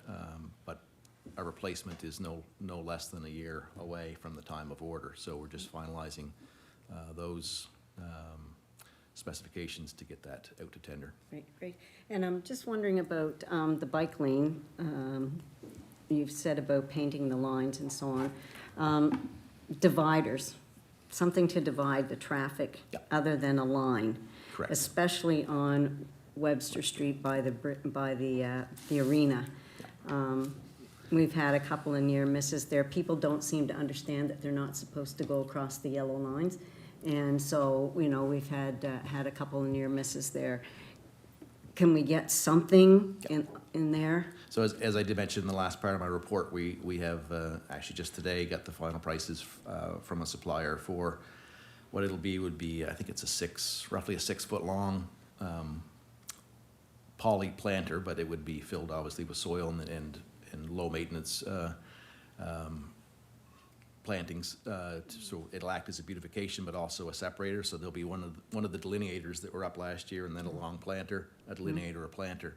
And then, prior to doing that, we just took receipt of our capital line painting machine within this month, and that's at the shop now. We're waiting for a little bit of a demonstration sort of instruction from the supplier, but once we get Public Works behind that, they're gonna repaint that area of Webster Street, the hatching, the blue line, and around the corner where the broken lines, to give a better instruction on how to negotiate that corner where River Street comes out to Webster.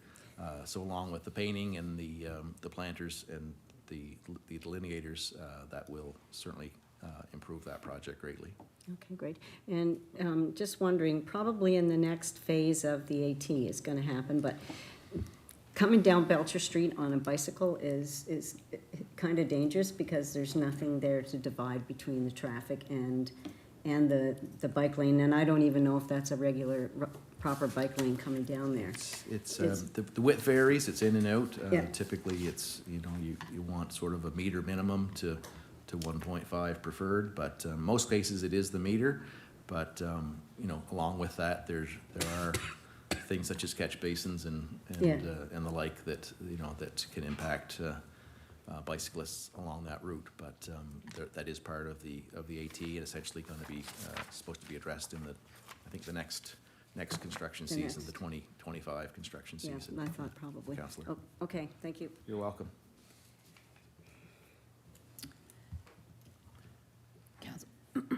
Councillor Sabian. Thank you. Director Bell, just 2 questions. The planners you just mentioned, what's the time? I know you said you just got a price, but Yep. I know things take time to get in, so is there a timeline on those? They're in stock, and they're from a Canadian supplier, so they actually, if all goes well, they should be shipped, end of week this week. Okay, and they're just a freestanding? They are Yeah, freestanding. okay. They'll be filled with soil, so soil. they go from weighing 25 pounds to Yep. to 300, but Okay. they're a substantial planter, we'll call Yeah, it. my other question is, on Station Lane, I don't know if this project is still on the slate for this year or not, the storage unit for the bikes and the washroom, is that this year, or is that kind of on hold right now? It is in the capital budget plan that's approved for 24, 25, sorry. Mhm. And Ahmad has that terms of reference or RFP ready for sort of my final review, and Okay. expect to have that out this week Okay. to proposals, I guess, or design build RFP. Okay, perfect, thank you. You're welcome. Thank you, Director. I just had a quick question. So when you were talking about the various lift stations, the 13, and that this one around the Bluescap Club will be roughly around 100K to get it fixed, and that we have 218,000 in reserves, but then you alluded to a section of Elm. Yep. Is that the portion that we have to Previously, sort pay of, it's, since we haven't approved a sanitary sewer capital budget yet, we Right. did bring that Elm project to try to get that out to tender now to Okay. get the best prices. So that actually closes Wednesday this week. Okay. So we'll know the final price on that project. But that, coupled with the expected 75 to 100 for the Curling Club station, would come out of capital and depreciation reserves, to bringing us from down to it leaves roughly 140 after we subtract the 75 that we estimate for Elm Avenue. Okay, it's 70, okay. If that was, I was throwing some numbers around there, but yeah, 140 would be essentially the sum of the two remainders of capital and depreciation reserves that could be used for that project. Otherwise, we're looking at debentures to fund the larger projects. That's what I was gonna say. Of that nature. We do have the ability to borrow under that budget. Under that sewer operating budget, yeah, we're presenting the water budget next week to Water Commission, and then sewer capital budget to council, likely a month or the CAC of July. So that's where. And this might be a question for Director Matthews, but when we borrow under that separate budget, does that have an impact on our financial condition indicators? It's a good question. As far as I know, for us internally, we keep sewer separate, but it's combined with the town overall. Okay. Whereas the Water Commission is totally isolated when we look at its borrowing. Okay, great. Thank you. That's it. And now you have a recommendation. I do have a recommendation. Okay. And it is regarding capital equipment purchase and transportation department for this purchase year. The town's capital investment plan replaces transportation equipment on an annual basis to maintain our fleet by replacing most equipment by the 10-year mark to avoid the costly maintenance of beyond the useful life of equipment while still meeting the required depreciation timeframe. In March 24, the 24-25 capital budget was approved, which included the purchase of a replacement street sweeper for the Public Works fleet with a budgeted amount of $450,000. The delivery of a specialized truck such as this is over 12 months once the order is placed, so delivery and payment would not happen until the 25-26 fiscal year. In year 2 of the 5-year capital investment plan, council approved in principle the purchase of a 2-ton truck to replace the 2013 truck that is used as a plow and salt truck in the winter and a small dump truck in the construction season, a key component of our Public Works fleet. It was hoped that this truck would continue to be used in the 24-25 season, but the estimated cost to keep it on the road for another year is over $20,000 and not practical. The availability of a suitable replacement 2-ton truck is also very limited. We have made initial calls to vendors throughout Eastern Canada, and there is only one suitable truck in the region that would be available before this winter.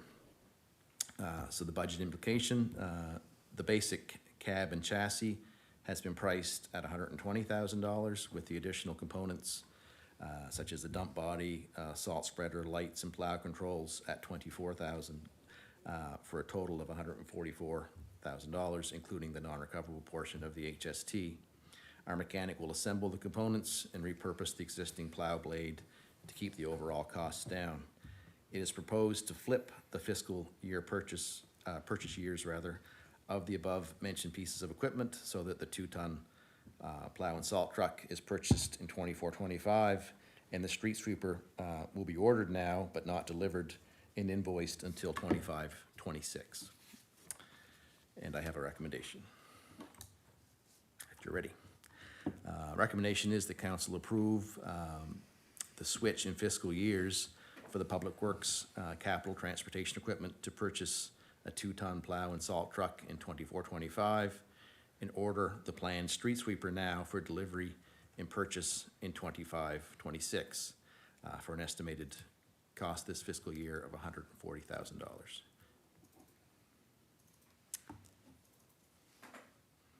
So thank you for that. That's a long A lot of motion. words. Yes. That's a tall order.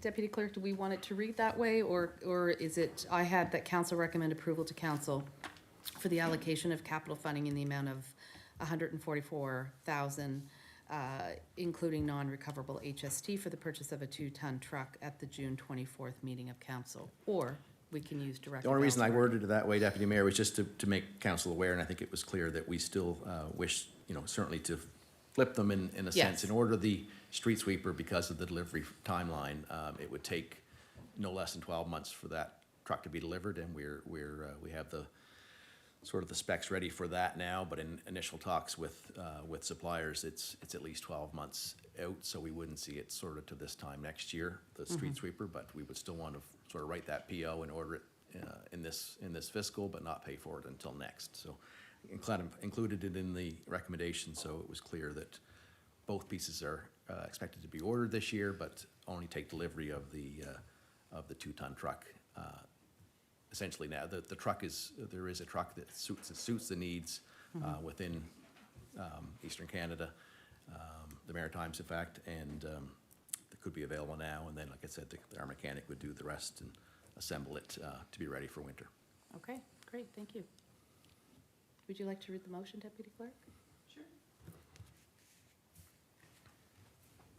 The council approve the switch in fiscal years for the Public Works Capital Transportation Equipment to purchase a 2-ton plow and salt truck in 24-25 and order the planned street sweeper now for delivery and purchase in 2025-26. So moved. Thank you, thank you. Any discussion? Hearing none. Call for the question. Unless you wish me to repeat the motion. I can? No?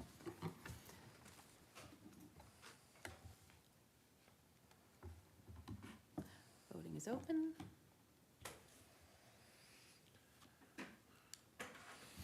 Voting is closed, and it carries with 5.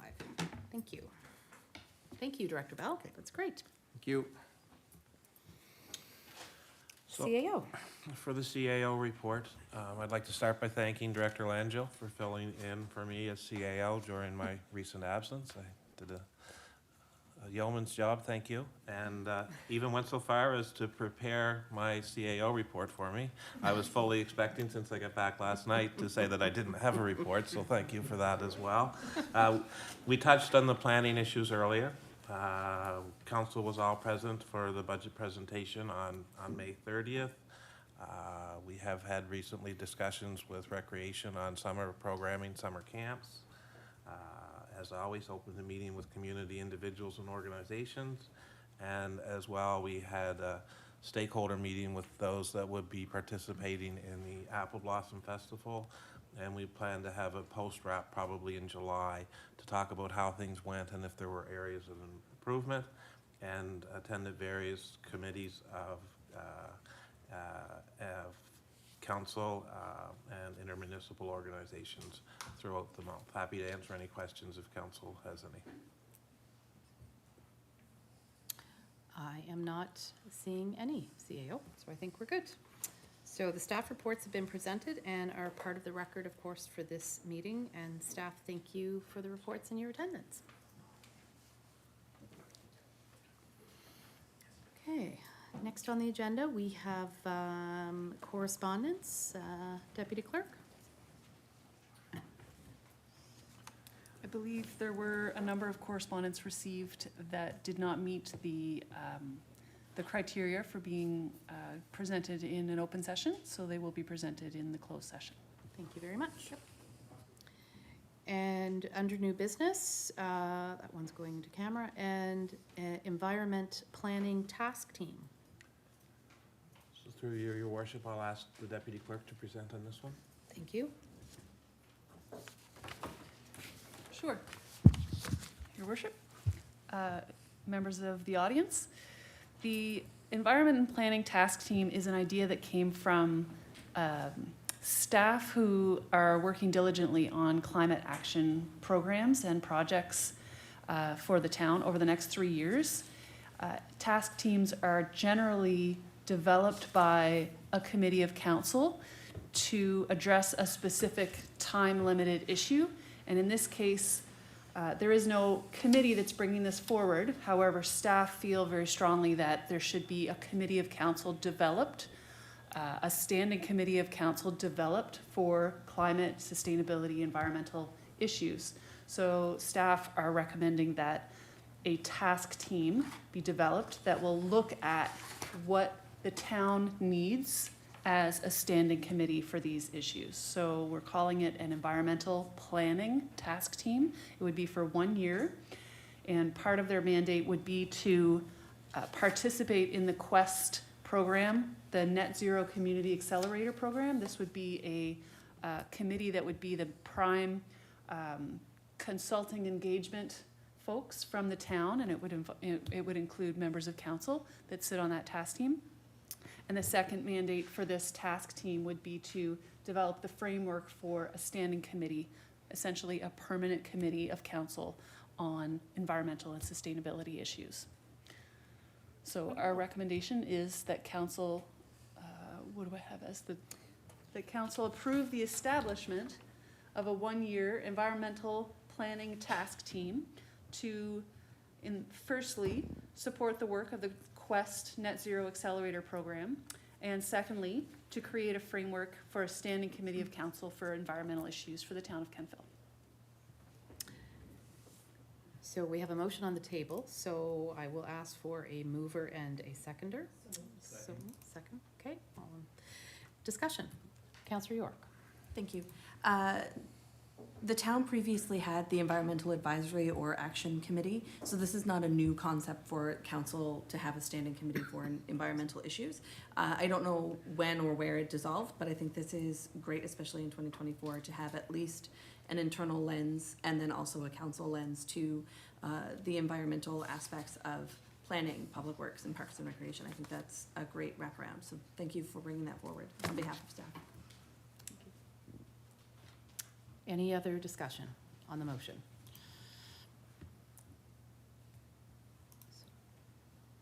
Call for the question. Voting is now open. And voting is now closed, and it carries with 5. Great, thank you. We are now in the public comments section, and members of the public are invited to speak to council on anything that's been on the agenda, and you'll be provided with 3 minutes to speak. And if you could just state where that you're from Kentville. You don't have to say your address.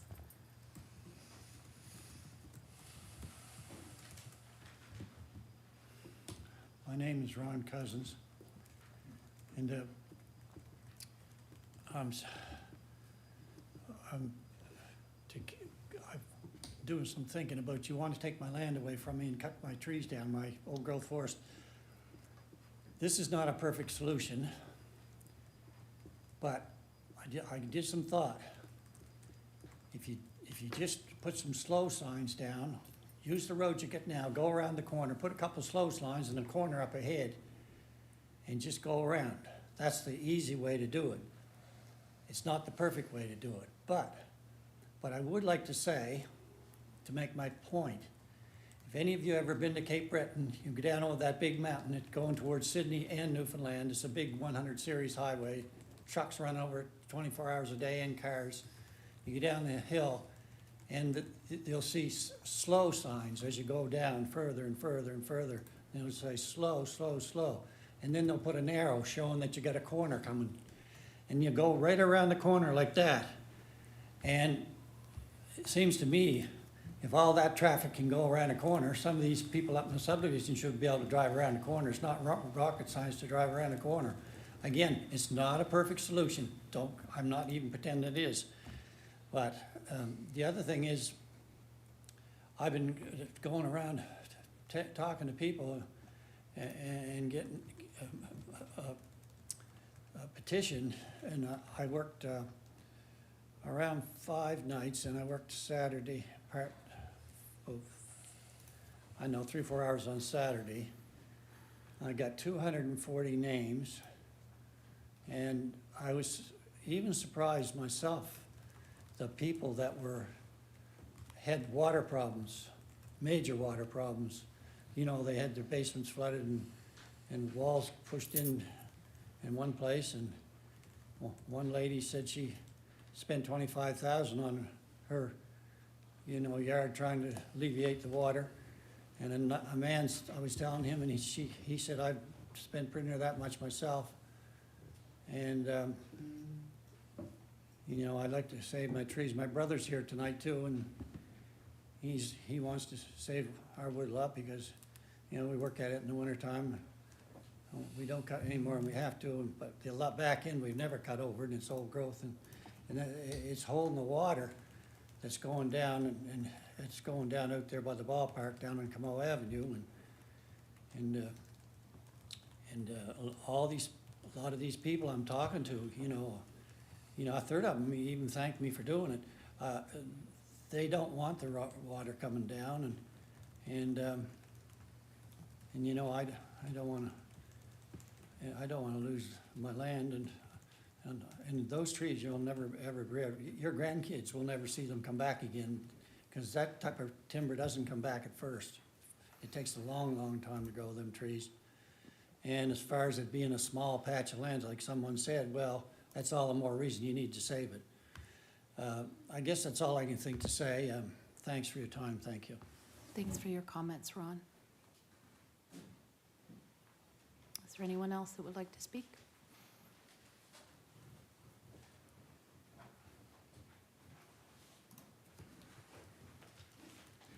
Gary Randall, Kentville. Thanks for letting Ron and I talk first. We appreciate that. It seems to work that way each meeting we come to, so we're very humbled by it. I didn't realize, like at different times we talk about you guys expropriate and committed to expropriating Ron's land. I didn't realize until after I went home from the last meeting, at least one councillor's never read the letter that says you're going to expropriate it. So I don't know a better venue than this to get that information out there. And I will have copies for people as well. So May 8th, 2023, Ron received a letter at his house right out of the blue. Written on Kentville letterhead, signed by Director Bell. And it says, "Dear Mr. Cousins, I am contacting you regarding the future connector road. As outlined in previous correspondence, the town of Kentville is moving forward with this connector road, which will require a portion of your property. At this time, we would like to inform you that the town has engaged Turner Drake and Partners Limited to prepare a final valuation of the property required for the connector road. As part of the valuation process, Turner Drake would like to speak with you regarding the above noted parcel and any impact the acquisition may have on your remaining property. Nigel Turner from Turner Drake will be your main contact. Turner Drake will be reaching out to you to discuss this matter directly. However, in the meantime, if you would like to speak to Nigel Turner directly, he can be contacted. His phone number's here, his email's here. I only have 3 minutes. On concluding the property valuation, a copy of the report will be provided to you along with relevant legal surveys. It remains the town's intention to arrive at mutually agreeable arrangements for acquisition of the required land. However, along with the property valuation, you will be provided with formal notice of the town's intention to expropriate the land if necessary. The report prepared by Turner Drake is being prepared on this basis to ensure that all relevant heads of claim are properly addressed. Should expropriation be necessary, you can be assured that you will be fairly compensated." He said it, I'll say it with his permission once again, he's not selling his land. It's not a question of is he selling his land. Anyway, this is May 8th. Today we're into June now. Nobody's ever said that town council hasn't read this letter. Town council hasn't approved expropriation. And when I went home, I had a comment made about I owe somebody an apology. And any councillor that may misunderstand what I said or may want clarification on anything that I said or the CAO, you can have my phone number. I'll give it to you tonight. I'll wait around, and you're more than welcome to it. And I would encourage you not just to call me, in case you don't believe what I say, call Mr. Cousins. He hears the same things that I hear. So with that, I apologize that we didn't make the letter known to everybody, but now you know, that's the letter. And speaking of apologies, I think after a whole year, this letter says you will be contacted directly. It's time Mr. Cousin heard from those people or somebody else, or somebody should apologize for the fact that you wrote this letter. Somebody wrote this letter, and I did ask who wrote it. Didn't get an answer yet, but the letter's signed, addressed to Mr. Cousins. Nothing's happened for over a year. You can tell he's not happy about it. He's stressed over it, and it's time council says we did not vote to expropriate your land, a bare minimum. Anyway, that's my ask. That's all I can do. I'm asking, not demanding. Don't mean to be rude or upbeat or anything. Just stating a fact. And thank you for your time. Thank you for your comments, Gary.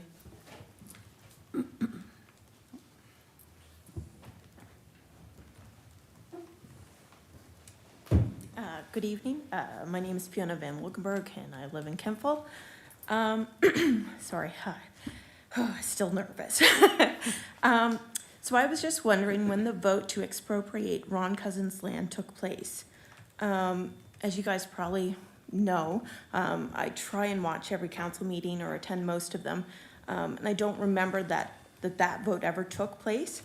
I'm only asking because I just read through the Nova Scotia Expropriation Act, and it states that in section 7-1, notwithstanding section 6, an expropriating authority shall not expropriate land without the approval of the approving authority. And then it goes on to define the approving authority in this instance as 8-C, the town council in respect of land expropriated by a town. So as we just learned, Mr. Cousins received a letter from the town in May of 2023 detailing its intent to expropriate a parcel of his old growth forest. He has since had several meetings and phone calls with town employees, also detailing that intent. I just want to make sure that council made the decision to do this and that provincial laws are being followed, especially when it comes to something as important as old growth forests. I don't know if any of you have read Nova Scotia's Expropriation Act, but it's worth the 5-minute read. Thanks. Thank you for your comments, Fiona.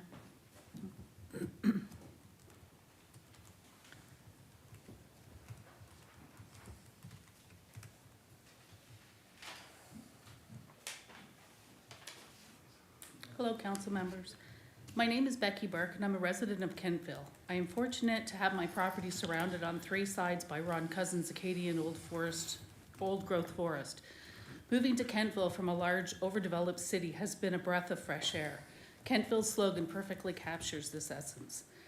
Having been raised in a rural setting and then living in a big city, I can attest to the profound benefits of living in a natural environment.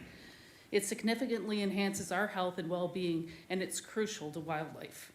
Since moving here, I have been warmly welcomed by Ron Cousins, a longtime resident. My son and I were privileged to have a guided tour of his woodland, and it was breathtaking. This hidden gem has been in Ron's family for generations and filled with memories and history. Ron's love for this land is clear, and to him, it's much more than just a bunch of trees. It's his life's work. It's disheartening to think this council might consider taking this precious land from Ron. He has dedicated his life to preserving it, especially when there is an alternative parcel of land available that could be used for the development. I may not be an expert in stormwater management, but I have seen firsthand the overflow issues on School Street and the flooding it causes, reaching all the way to Park Street. The drainage problems, made worse by the clearing of trees on Spring Garden Road, have yet to be addressed and continue to pose a risk for many residents. It doesn't take much thought to understand that removing more trees will only worsen these issues. We must consider the long-term impact of our community and future generations. Thank you for your time and consideration. Thank you for your comments.